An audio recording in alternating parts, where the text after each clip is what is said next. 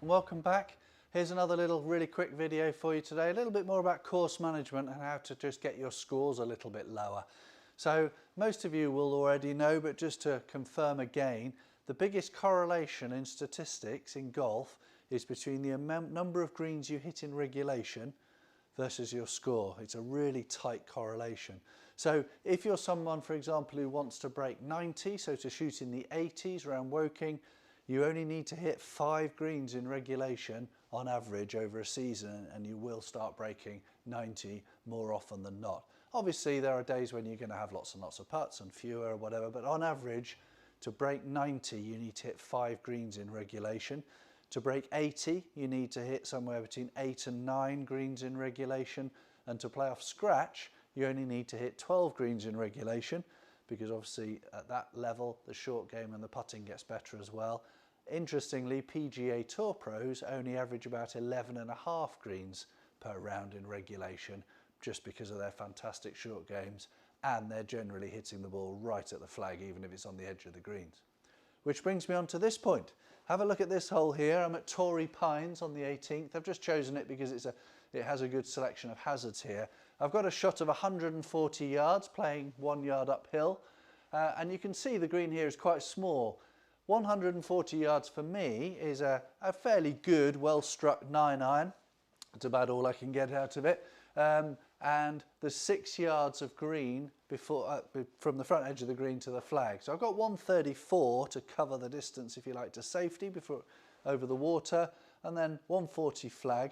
But if I was to take 9-iron in here, I'd have to hit one of my Sunday bests. I couldn't afford half a miss hit because it will be struggling to carry the front edge if it drops off 5 or 6 yards. And it would be a crazy decision because it's just allowing me no room for error whatsoever. I'm not playing the percentages. The yardage to the back of the green here is 158. So now I can hit an 8-iron, 1 club more, and I can't hit an 8-iron 158 even if I climbed all over it. So suddenly I've now got a club that I'm going to feel very happy to hit the green with, and I'm going to play to the middle part of the green. This flag is tucked on the right hand side. So my advice to you on the course is really get interested in how many greens in regulation you're hitting, and when you're playing your approach play to the green, forget about the flag. Try with your devices, if you haven't got one, come and see me, that show you how far it is to the front of the green and the back of the green, and start playing more of your yardages to the middle stroke back portion of the green. A, there's less hazards at the back of greens anyway. Secondly, it allows you to feel a bit more comfortable that you don't have to hit your Sunday best every time. And it just builds in that little bit of forgiveness, which we all need. So here we are, try and hit a 9-iron and get it there. This is not going to have, you can't afford to have any form of miss hit involved. Let's see how we get on.